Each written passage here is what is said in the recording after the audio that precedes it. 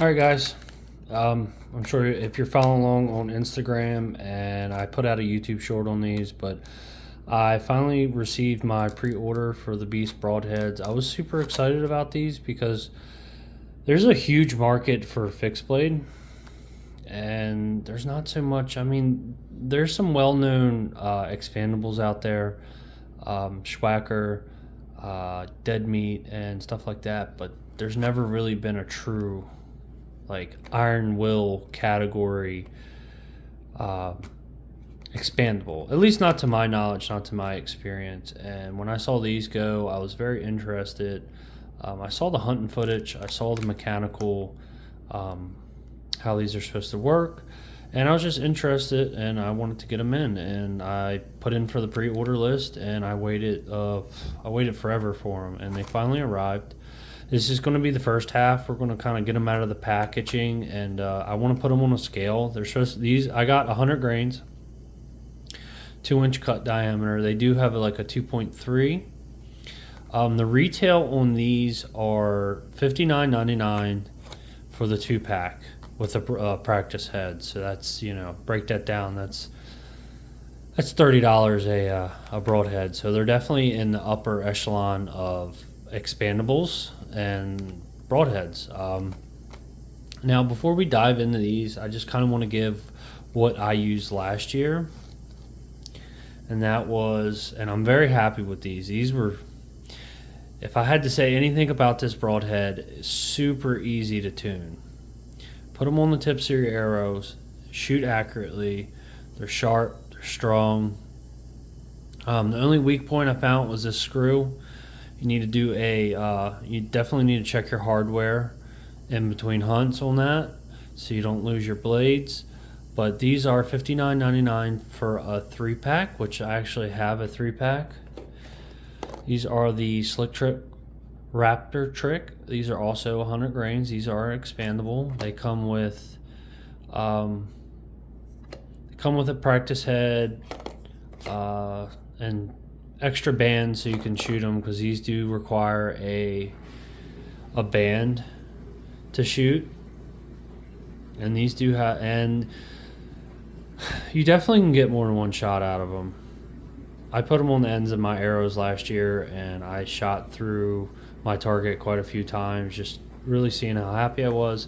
These are a good broadhead, and the reason I bring these out because this is what I used last year, and these are very, very comparable because they're a 2-inch cutting diameter, they're 100 grains, and they're the same price. But the difference, I think the big difference is these need a band, and you get a third one for the price. So this is what I ran last year, and these will run this year as well. But this year, we're going to try something new, and we're going to try these guys. I'm really curious on how they are. Let's get these guys open. I will say, for how expensive they are, I didn't expect them to come in a pack like this. For $30 a broadhead, I would actually expect maybe like to get a case with them, a soft case, like a lot of the really expensive ones do. I believe Grim Reaper, if you buy, they have some that are similar that come in a 2-pack, and you get a soft case with them. Don't hold me to it, but I do believe. But it's right to the core. Par core or fumbling on my words here.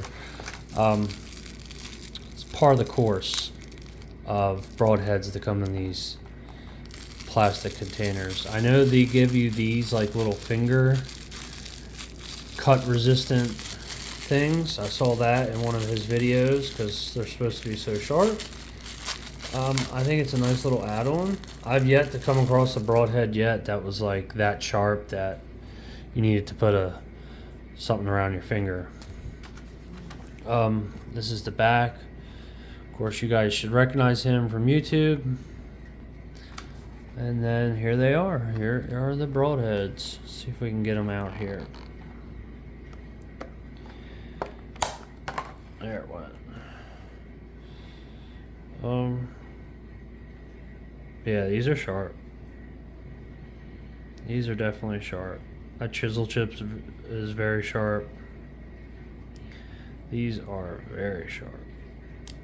Whew. And there is no doubt.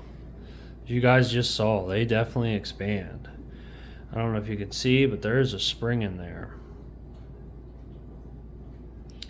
Blade thickness.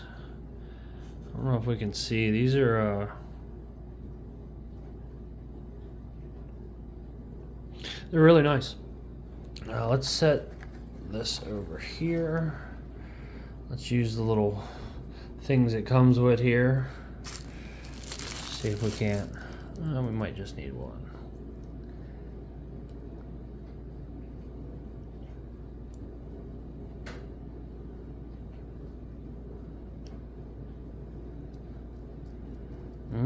They're not too easy to close. I mean, which is a good thing. If you want them to expand and not close, then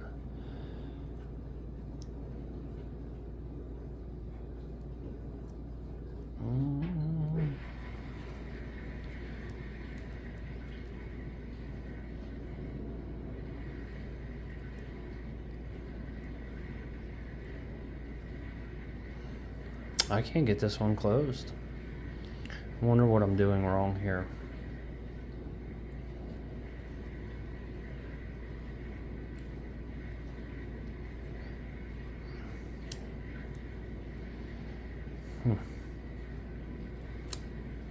Yeah, I'll have to play around and see if I can't get it closed.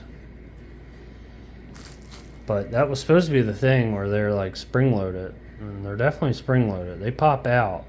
It's just a question of, and these do have the same kind of, as you can see, the hardware as Slick Trick. All right, let's enough talk. Let's check the weight on these. Go down to grains. They're supposed to be 100 grains, and they're actually, it reads under. Let's see if we can't. So it's 98 grains, it's supposed to be 100.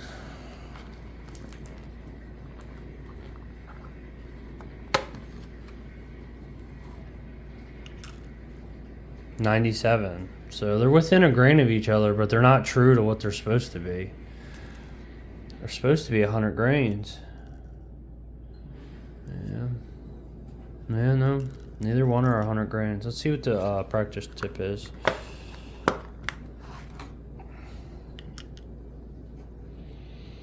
I will say they're all very much.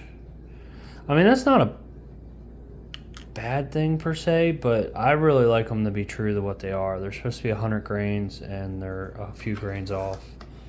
So that's a little disappointing to see, but let's double check here. Yeah, they say it on the pack. They're supposed to be 100 grains, and they're not. That's why we scale them. Let's scale one of the Slick Tricks, because these are supposed to be 100 grains. These are a little heavier. These are 101, which I think honestly I'm more okay with it being 101 than I am. A grain over is better than 3 grains off. I think that's it. I'm gonna try to get these closed up, fumble around with that a little bit more, and then we'll hit the range and we'll shoot them, see how they fly. This is the arrow. We'll quickly get it in. It's going to be the Ultra Centrum Premier in the 246, fletched with AAE hybrid fletchings. So we'll see how they fly. We'll see how they do. Stay tuned. We'll get out to the range and we'll get these shot. I just wanted to bump the camera back on real quick and show that they were able to close back up. Just had to figure it out, fool with it a little bit. Alright guys, we made it out here to the range to do some shot testing on the new Beast broadhead. I have it here on my Ultra arrow here. Ultra, this is their standard diameter. I have it fletched with AAE hybrids, standard knock. I just want to say overall this broadhead is a really good design. I really like the sharp tip on it. I really like the spring actuation. I like the blades themselves. They're sharp. They seem like they're really good. They're thicker on the back end than they are on the edge. That's really nice. They seem like they'll hold up nice. Get them to click back is a little challenging. I definitely had to do it a few times. The only issue I found with these is they are expensive. We'll start with that and say $59.99 for a 2-pack. That's two usable broadheads and a practice tip. That's definitely on the upper end of broadheads, especially for mechanical. Typically, you see that kind of expense per broadhead because that breaks down. I don't know what the field tip's worth, but like it's like almost $30 a broadhead, and really it's kind of more of 20 if you say the practice head is worth 20 as much as the regular broadhead. But either way, they are definitely expensive broadheads, and their weights are not true. They weighed out at 98 grains when they're supposed to be 100. So those are negatives, and those are also the positives of this. So I'm going to say my expectation for a good mechanical is I like to screw it on. No tuning, no nothing. I want to be able to put it on the end of my arrow, and I want it to fly as true to my field points as possible, because most mechanicals have a very streamlined shape and don't need my slick trick raptor tricks. That was the case. Screw them on, sent them down range, and they flew just fine. I didn't need to really do anything to the arrow, to the bow, nothing. They were a slim package that allowed me to just send them. And I know for a lot of fixed broadheads, sometimes there are some tuning involved. So that's my expectations for these. I'm going to send down a field tip, and then I'm going to send this down. I have 2 dots on the target down there. I'm going to hit one dot on the left with the field tip, and then one on the right with the expandable. I expect to see from this, one, it to be within the dot as long as I do my job, and 2, I like to see that it did expand. So let's just hop right into it. Alright, so and real quick, these are 100 grain field points on the same arrow, same fletching. We're going to do my best to make a good shot. Here we are testing at 30 yards. This is my Elite Ethos. If you guys follow the channel, you'll be pretty familiar with this bow. It's set just under, I think it's at like 67 or 68 pounds. It is 33 axle to axle, 28.5 draw length. Running the CBE single pin. I think that's all the information you guys really need on the bow for this testing. So let's do my part, make a decent shot.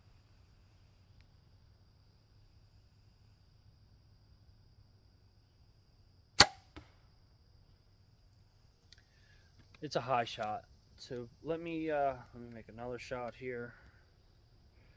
Just trying to get a good shot down range at 30 yards to kind of show that we're all right.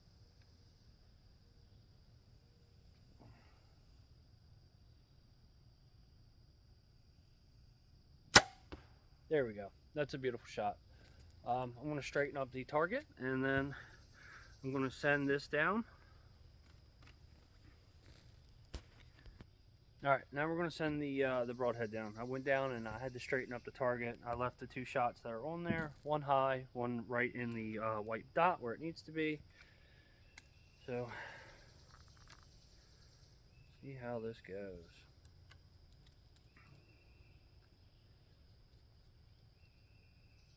I expect it to be within the white dot, expand it.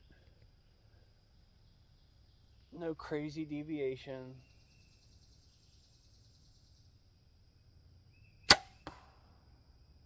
Looks beautiful. So I can see from here that it appears to be in the white dot, and it did sound like it expanded. Let's take you guys down there.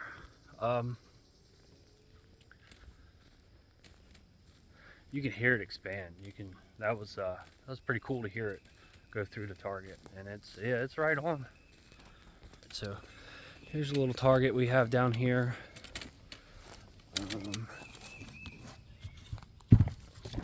Straighten her up a little bit. So as you can see, my first shot high, second shot was good. That's the broadhead, and yeah, beautiful. It expanded. It looks good. Let's go ahead and set you guys down. I'm gonna hopefully pull these guys out.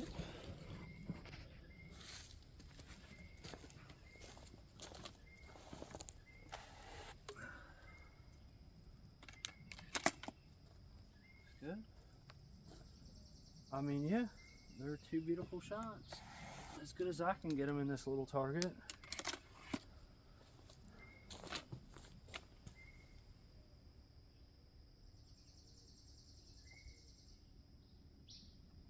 Interesting that it was a little loose.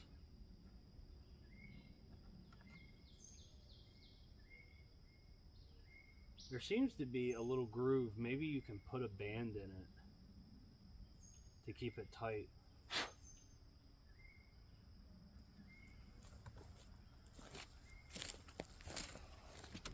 For around, I took it off the arrow.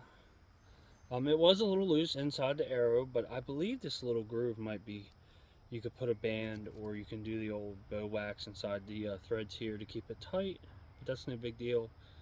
They're still razor sharp. I don't have anything to show that they're razor sharp. Head's good on it. It expanded, it shot true. So I think the only negative I've found about this broadhead is price per broadhead, and then the weight. It was a few grains from being a perfect broadhead, honestly. I'm not gonna close it out with my hands because these blades are still sharp.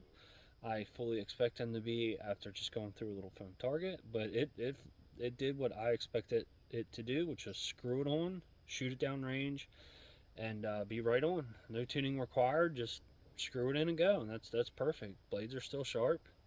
No reason to touch them up. I'm going to get the little finger things. I'm going to close it up, and it'll be ready for hunting season. Thank you for tuning in. I'm not going to, expand this out any more than what it needs to be. Thank you for watching. Please subscribe. Drop down in the comments the broadheads you guys plan on using, because the Beast and the Slick Trick Raptor trick will be in my quiver this fall. Tell me something else that you guys like to see me try. If there's a different testing method, or a different broadhead you guys want to see, let me know. Thank you for watching.